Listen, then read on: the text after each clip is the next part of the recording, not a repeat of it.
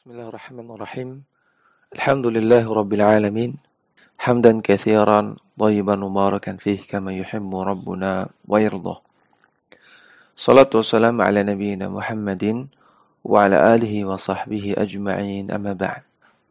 Para santri sekalian, kembali kita membaca kitab Al-Usul min Ilmi Al-Usul karya Syekh Muhammad bin Shalih Al-Utsaimin rahimahullahu taala.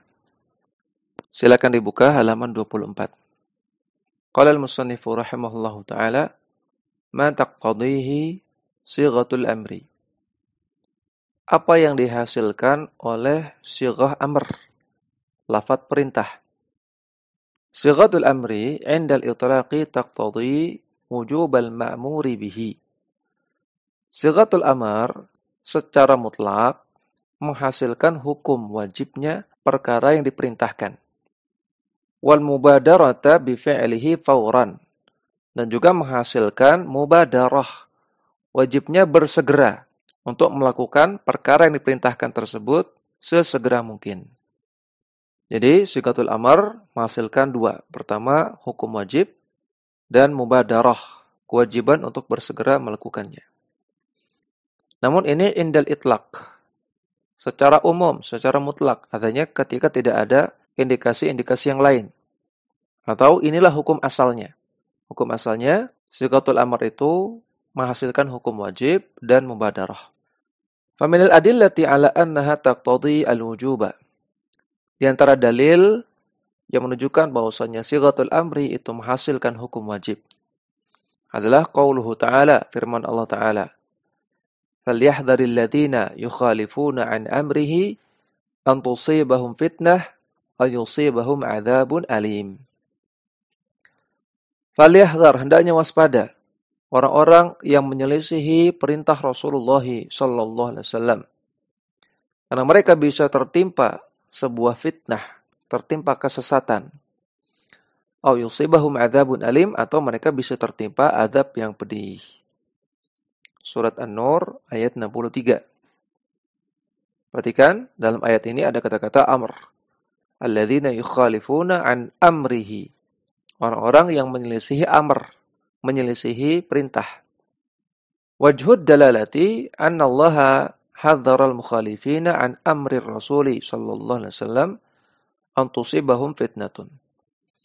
Sisi pendalilan dari ayat ini adalah bahwasanya Allah Subhanahu wa taala memperingatkan, mengancam orang-orang yang menyelisihi perintah Rasulullah, menyelisihi amr. Allah ancam antusibahum fitnah, mereka akan tertimpa kesesatan. Wahi az-zaigh, fitnah artinya zaigh, kesesatan. Au yusibahum adzabun alimun, atau mereka bisa tertimpa azab yang pedih.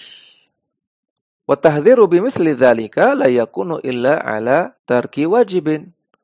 Dan peringatan yang semisal ini tidak mungkin terjadi kecuali ketika seseorang meninggalkan sesuatu yang wajib. Tidak mungkin kalau seseorang itu meninggalkan sesuatu yang sunnah kok diancam dengan kesesatan atau azab yang pedih. Tidak mungkin. Fadalla ala anna amr Rasuli sallallahu alaihi wasallam al-mutlaqa yaqtadi wujuba fi'lil ma'muri. Maka ini menunjukkan bahwasanya perintah Rasulullah sallallahu alaihi wasallam yang bersifat mutlak, yang tidak ada indikasi lain, ini menghasilkan hukum wajibnya melakukan apa yang beliau perintahkan tersebut. Wa minal adillati ala annahu lil fawri. Kemudian di antara dalil yang menunjukkan bahwasanya perintah itu menghasilkan wajibnya bersegera. Qauluhu ta'ala, firman Allah Ta'ala, fastabiqul khairat. Berlomba-lombalah dalam melakukan kebaikan.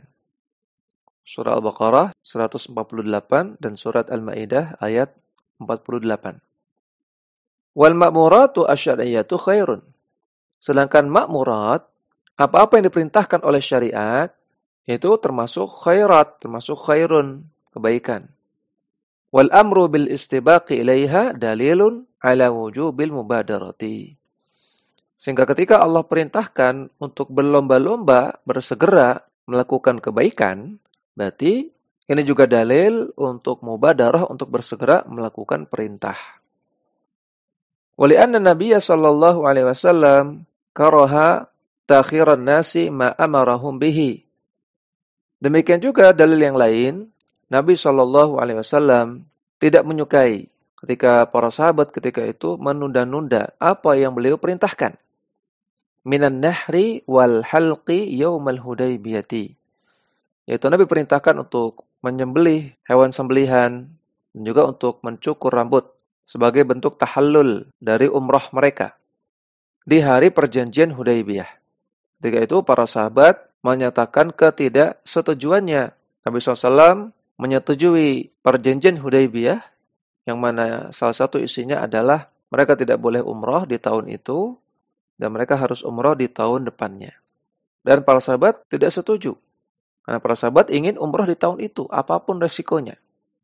Maka ketika Nabi SAW perintahkan untuk mencukur rambut dan menyembelih hewan sembelihan sebagai bentuk tahallul, mereka pun tidak langsung mengerjakannya. Mereka menunda-nundanya. Hatta dakhala ala Ummi Salamata radhiyallahu anha fadzakara laha ma laqiya minan nas. Sampai akhirnya salah seorang istri Nabi yaitu Ummu Salamah radhiyallahu taala anha itu masuk ke tenda Nabi. Kemudian Nabi ceritakan masalah yang beliau hadapi. Kemudian Ummu Salamah memberikan saran agar Nabi SAW keluar dan mencukur rambut beliau dan menyembelih sembelihan beliau. Sehingga para sahabat melihat dan para sahabat langsung mencontohnya. Barulah para sahabat melakukan sebagaimana yang Nabi lakukan. Ini dalam hadis yang sahih riwayat Al-Bukhari. Ya, perhatikan, Nabi SAW tidak menyukai ketika para sahabat tidak langsung mengerjakan amr, mengerjakan perintah Nabi. Andaikan amr itu boleh ditunda-tunda, maka Nabi tidak akan membencinya. Ketika Nabi SAW membenci, tidak suka dengan sikap menunda-nunda ini, menunjukkan bahwasanya amr itu hukum asalnya adalah bersegera melakukannya, tidak boleh ditunda-tunda. Wali'anal mubadarata bil fi'li ahwatu wa abra'u. Alasan yang ketiga, karena bersegera untuk melakukan perintah itu ahwat, lebih hati-hati. Artinya lebih selamat dari dosa, lebih selamat dari kesalahan. Wa abra'u, dan lebih membebaskan dari tanggungan. Karena kalau ditunda-tunda, artinya tanggungannya masih ada sampai diselesaikan. Tapi ketika langsung dikerjakan, maka tanggungannya hilang, selesai. Wa ta'khiru lahu afatun. Dan sikap menunda-nunda itu punya banyak penyakit. Nanti akan menjadi malas. Nanti akan tergoda untuk tidak melakukannya. Nanti akan terhalangi oleh kegiatan-kegiatan yang lain dan penyakit-penyakit yang lainnya. Wa yaqtadi tarakumal wajibati hatta ya'jiza anha. Dan sikap suka menunda-nunda menjalankan perintah syariat akan mengakibatkan tarakum, bertumpuknya kewajiban-kewajiban yang harus dia kerjakan, sehingga kalau sudah bertumpuk, akhirnya ya'jiza anha. Dia tidak lagi mampu untuk melakukannya. Akhirnya nggak jadi. Misalnya orang yang sudah jatuh tempo untuk bayar zakat. Kemudian dia tunda bayar zakatnya, tidak bersegera. Kemudian datang kewajiban untuk bayar nafkah kepada istri. Datang lagi kewajiban untuk bayar sekolah anak. Kemudian datang lagi orang tuanya yang butuh uang dari dia. Akhirnya kewajibannya banyak. Uang yang harus dia keluarkan menjadi bertambah-tambah. Sehingga akhirnya dia sulit untuk membayar zakat. Ini salah satu penyakit orang yang suka menunda-nunda. Kemudian, qad yakhrujul amru 'anil wujubi wal fawriyati lidalilin yaqtadi dzalika. Terkadang perintah atau lafaz perintah itu tidak menghasilkan hukum wajib dan tidak mewajibkan untuk dikerjakan segera. Ketika ada dalil yang menunjukkan hal itu. Ketika ada dalil yang menunjukkan tidak wajib atau tidak harus segera. Ya, perhatikan hukum asalnya perintah itu wajib dan segera. Kecuali ada dalil yang lain. Wa yakhruju 'anil wujubi ila ma'anin minha. Ketika ada dalil yang lain, maka sighatul amri, lafaz perintah, itu tidak menghasilkan hukum wajib. Dan menghasilkan hukum yang lain. Di antara hukum tersebut adalah sebagai berikut. Yang pertama, an-nadbu, yaitu sunnah atau mustahab. Tidak menghasilkan hukum wajib, tapi menghasilkan hukum sunnah atau mustahab. Contohnya, kaqaulihi ta'ala, firman Allah Ta'ala, wa ashhidu idza tabaya'tum. Hendaknya kalian menghadirkan saksi ketika kalian berjual beli. Dalam surah Al-Baqarah ayat 282. Perhatikan dalam ayat ini ada amr, ashhidu, hadirkanlah saksi. Lalu apakah menghadirkan saksi ketika jual beli itu hukumnya wajib? Wal amru bil ishhadi 'ala tabayu'i lin nadbi. Perintah untuk menghadirkan saksi dalam jual beli dalam ayat ini hukumnya nadab, hukumnya mustahab atau sunnah, tidak wajib. Bidalili anna Nabiya sallallahu alaihi wasallam ishtara farasan min a'rabiyyin wa lam yushahhad.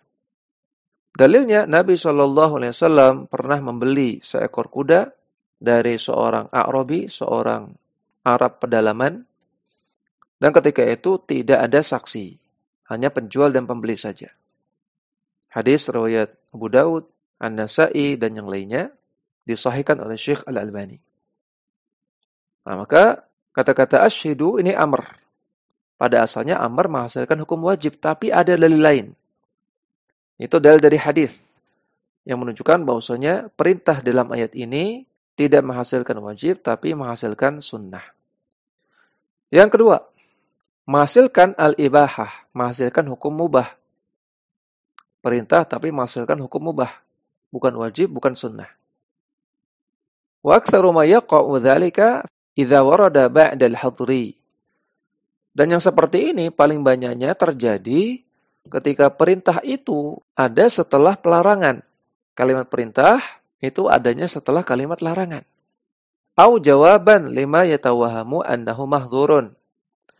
Atau ketika kalimat perintah itu disebutkan sebagai jawaban dalam perkara-perkara yang disangkakan itu diharamkan. Misaluhu ba'dal hadri. Contoh kalimat perintah yang letaknya setelah kalimat larangan. Qauluhu ta'ala, Allah Ta'ala berfirman, wa idza halaltum fastadu. Kalau kalian sudah tahallul, fastadu, maka berburulah. Maksudnya berburu binatang untuk dimakan. Dan surat Al-Maidah ayat kedua. Fal amru bil istiyadi lil ibahah. Maka perintah untuk berburu dalam ayat ini menghasilkan hukum mubah, bukan menghasilkan hukum wajib. Bukan berarti kalau sudah tahallul kemudian wajib untuk berburu, bukan. Tapi boleh berburu. Liwuqu'ihi ba'dal hadri al-mustafadi min qawlihi ta'ala. Karena ayat ini letaknya ada setelah kalimat larangan. Yaitu firman Allah Subhanahu wa taala, "Ghairu muhillis shaidi wa antum hurum." Kalian tidak boleh melakukan perburuan ketika sedang ihram. Surat Al-Maidah ayat yang pertama. Perhatikan, di ayat yang pertama Allah melarang untuk berburu ketika sedang ihram untuk haji atau umrah. Setelah itu di ayat yang kedua ada amr, yaitu fastadu, berburulah. Di ayat pertama dilarang, di ayat yang kedua diperintahkan. Maka di ayat yang kedua ini perintah di sini ini hukumnya mubah. Ini menghasilkan hukum mubah, bukan menghasilkan hukum wajib. Karena dia ada setelah larangan. Wamithaluhu jawaban lima yatawahamu annahu mahdzurun. Contoh perintah yang merupakan jawaban terhadap perkara yang disangkakan haram. Qauluhu sallallahu alaihi wasallam. Sabda Nabi sallallahu alaihi wasallam, "If'al wala haraja." Lakukan saja tidak mengapa. If'al ini amr. Lakukanlah. Hadis sahih riwayat Bukhari Muslim. Fi jawabi man sa'aluhu min hajjatil wada'i. Nabi katakan hadis ini sebagai jawaban terhadap orang-orang yang bertanya kepada beliau ketika haji wada. An taqdimi af'alil haji allati tuf'alu yaumal idi ba'duha ala ba'din. Mereka bertanya tentang mendahulukan sebagian rangkaian ibadah haji untuk dilakukan di hari Idul Adha. Boleh enggak menyembelih hadiyu dulu sebelum lempar jumrah? Maka orang-orang bingung. Mereka mengira urutannya harus lempar jumrah dulu, kemudian menyembelih hadyu, kemudian cukur rambut, kemudian tawaf dan sa'i. Harus seperti itu. Maka Nabi katakan, if'al wala haraja. Kalau urutannya diubah, silakan, if'al, lakukan. Tidak mengapa. Maka perintah Nabi ini tidak menghasilkan hukum wajib, tapi hanya menghasilkan hukum mubah. Karena Nabi ucapkan perintah ini sebagai jawaban dari hal yang disangkakan sebagai suatu hal yang dilarang. Kemudian yang ketiga, at-tahdidu, menghasilkan ancaman. Tidak menghasilkan hukum wajib, tidak menghasilkan hukum sunnah, tidak menghasilkan hukum mubah, namun menghasilkan ancaman. Kaqauluhu ta'ala, sebagaimana firman Allah Ta'ala, "I'malu ma syi'tum, innahu bima ta'maluna basir." Silakan kalian kerjakan apa yang kalian inginkan, karena Allah Ta'ala maha melihat apa yang kalian lakukan. Surat Fussilat ayat 40. Di sini ada amr yaitu i'malu. Silakan kalian kerjakan. Silakan kalian lakukan apa yang kalian inginkan, wahai manusia. Nah, bukan berarti wajib melakukan apa yang diinginkan. Minum khamar, zina, judi, menyakiti orang, ghibah, dan lain-lain. Bukan berarti, ayo, wajib lakukan ini semua. Bukan. Tapi ini ancaman. Seolah-olah Allah Ta'ala katakan, silakan kalian kerjakan apa yang kalian inginkan. Silakan kalian ikuti hawa nafsu kalian. Tapi ingat, Allah melihat kalian dan Allah akan berikan ganjaran yang sepadan dengan perbuatan kalian. Seperti itu. Maka ini ancaman. Kemudian contoh yang lain, Allah Ta'ala katakan, "Faman syaa'a falyu'min wa man syaa'a falyakfur." Siapa yang ingin silakan beriman, siapa yang ingin silakan kafir. Inna a'tadna lidh-dhalimina nara. Sungguh kami telah siapkan bagi orang-orang yang zalim api neraka. Surah Al-Kahfi ayat 29. Ketika di sini ada amr yaitu falyu'min dan falyakfur. Siapa yang ingin silakan imanlah, siapa yang ingin kafir, silakan kafirlah. Kata-kata falyakfur bukan berarti ini wajib kafir atau disunahkan untuk kafir atau boleh untuk kafir, bukan. Tapi ini tahdid, ancaman. Ya, seolah-olah Allah Ta'ala katakan, yang ingin kafir silakan, tapi sudah kami siapkan api neraka bagi orang-orang yang demikian. Fadzakara al-wa'ida ba'dal amri al-madhkuri dalilun ala annahu lit-tahdidi. Disebutkannya ancaman setelah adanya amr, ini adalah dalil bahwasanya amar tersebut lit-tahdid, untuk mengancam, bukan untuk mewajibkan. Ya, ini yang bisa kita baca pada kesempatan kali ini, mudah-mudahan bermanfaat. Wassallallahu ala nabiyyina Muhammadin wa ala alihi wa sahbihi